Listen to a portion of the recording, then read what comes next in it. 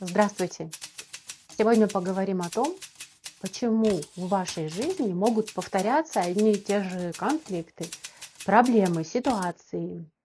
И все это вас не устраивает, и вы стараетесь что-то менять, но не получается. И как из этого выйти? Есть один вопрос, который люди редко задают вслух, но почти каждый узнает его внутри себя. Почему в моей жизни снова и снова происходит одно и то же? Меняются люди, меняются обстоятельства, иногда даже целая жизнь меняется, но в какой-то момент все становится до странного знакомо. И если вы досмотрите это видео до конца, вы, возможно, впервые увидите, что именно повторяется и где у вас появляется шанс это остановить. Итак, поехали. Повторение– это не случайность зачастую в нашей жизни, особенно если мы говорим про проблемы, про ситуации, в которых нам больно, неприятно и которые хотелось бы не повторять и избежать.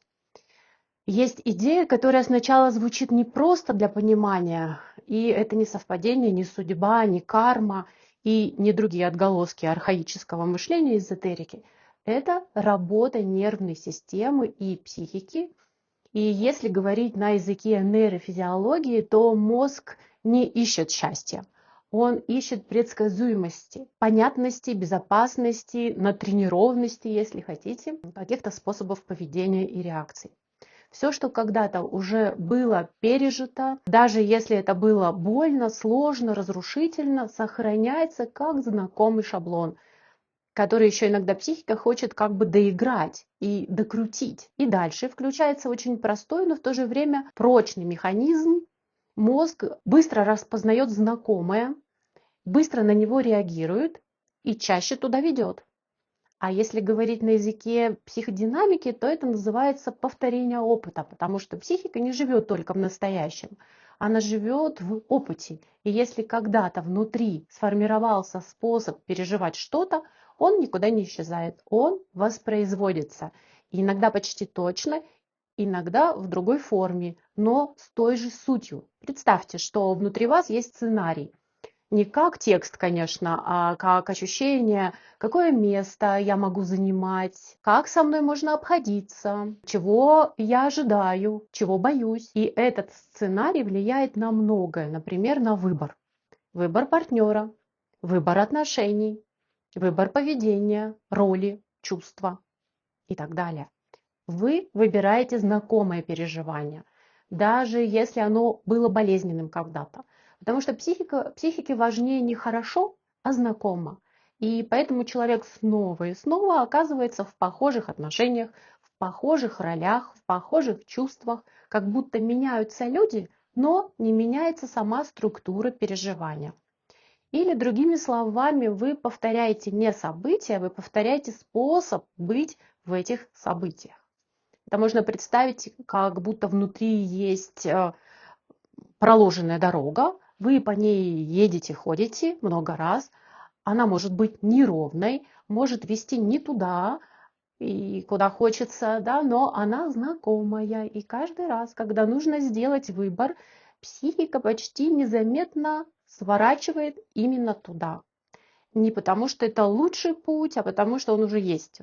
Он уже знаком. А новые дороги, их нужно прокладывать, а это всегда усилия, и вообще это тревожно, и там много неопределенности. И вот здесь возникает самый важный вопрос. Если это просто знакомый маршрут, если это просто сценарий, почему тогда это каждый раз так больно? Потому что внутри этого повторения всегда есть ожидание, что в этот раз все будет по-другому, что в этот раз меня услышат, меня выберут, не отвергнут, я не исчезну, не обесценят меня. Как будто психика каждый раз заходит в ту же историю с надеждой на другой финал. И в этом месте происходит очень важная и тонкая вещь. С одной стороны, вы уже были в этом опыте, а с другой вы все еще в него верите. И именно это делает повторение таким болезненным. Не сам факт, что ситуация знакомая, а что надежда каждый раз остается живой. И вот здесь я еще подниму такой вопрос. Почему попытка делать по-другому не срабатывает? Потому что на уровне сознания человек действительно делает по-другому, но на более глубоком уровне он остается в том же самом механизме. И в этом ключевой разрыв. Снаружи это выглядит как «я больше не буду это терпеть», «я буду выбирать иначе», «я поставлю границы», «я уйду, если со мной будут так обращаться». Но внутри, в момент реальной ситуации, включается не решение, включается автоматическая система выживания, или шуточно можно назвать эту систему автопилот. А дальше происходит следующая история. Как мы сами поддерживаем этот порочный круг, так сказать, наших несчастий. И здесь есть такая мысль, которую сложно принять. Мы не только страдаем в конфликтах, иногда мы их поддерживаем. Не потому, что хотим себе испортить жизнь, а потому что пытаемся справиться тем способом, который когда-то сработал. Например, вы боитесь быть отвергнутым, и тогда стараетесь слишком сильно. Угождаете, не говорите «нет», не перечите. И на короткой дистанции это снижает тревогу, это помогает как будто отношениям, но на длинной вас перестают видеть, потому что другому человеку важно и нужно, чтобы в отношениях была форма этих отношений. Надо столкнуться с внешними границами, с внешним «нет». А если нет границ, нет внешних ориентиров, то с вами чертовски может быть удобно и хорошо, но с вами не остаются. Смотрите пункт 1. Да, шучу. И вы снова сталкиваетесь с тем, что боялись. Вас отвергли, вас бросили, с вами не остались, вас не выбрали. И здесь это выглядит как действительно парадоксально, но то, что должно было защитить, на самом деле поддерживает проблему и вредит вам. Какие существуют защиты, которые искажают реальность? Это другой момент сегодняшнего разговора, и этот момент уместно здесь поднять и сказать. Мы должны с вами обозначить тот момент, что психика всегда на вашей стороне. Даже когда кажется, что она мешает. Она защищает вас от чего-то болезненного, но у защиты есть особенность. Она искажает реальность. Например, вы все понимаете, но не чувствуете, объясняете интеллектом, рационально так объясняете, правильно, но в нужный момент вы не можете решиться на определенный опыт, например, даже самый простой, отстоять себя, сказать «нет». И не проживаете этот опыт, и не интегрируете ничего нового внутри себя. Или вы обвиняете другого, вместо того, чтобы признать что-то свое, да, вы наделяете другого какими-то плохими чертами характера. Или вы уходите, когда становится слишком важно. Причем степень ухода бывает выражена по-разному.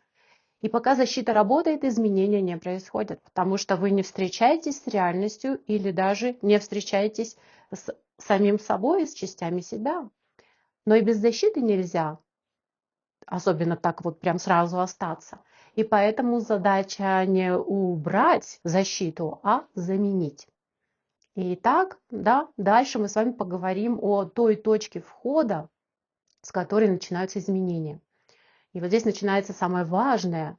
Вы не можете изменить сценарий, если вы его не видите.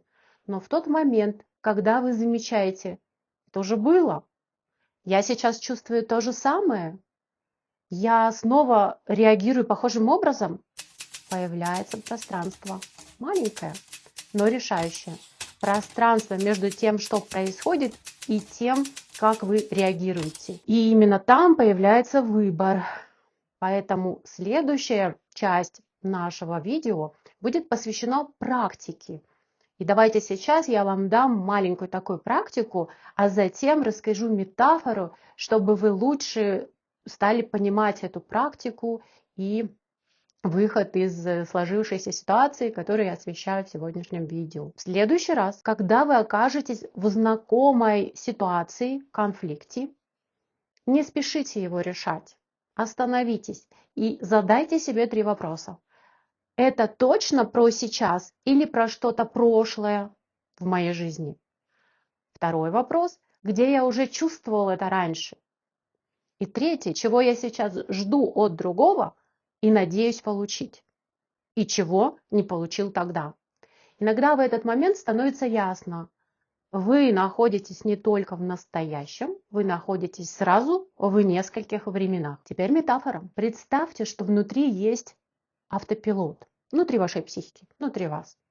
Он включается каждый раз в похожих ситуациях, в отношениях, в конфликтах, в близости.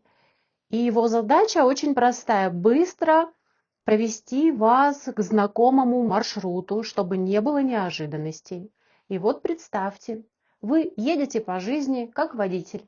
Вроде бы за рулем, но есть момент. Каждый раз, когда вы подъезжаете к определенному повороту, автопилот сам перехватывает руль, не спрашивая, не объясняет, просто делает и все.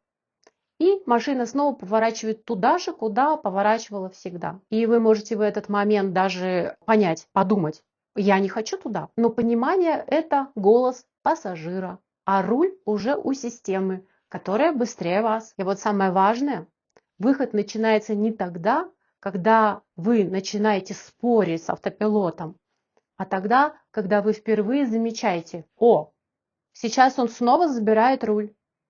Потому что до этого момента вы не видели процесс. Вы просто ехали по маршруту, по которому уже ездили.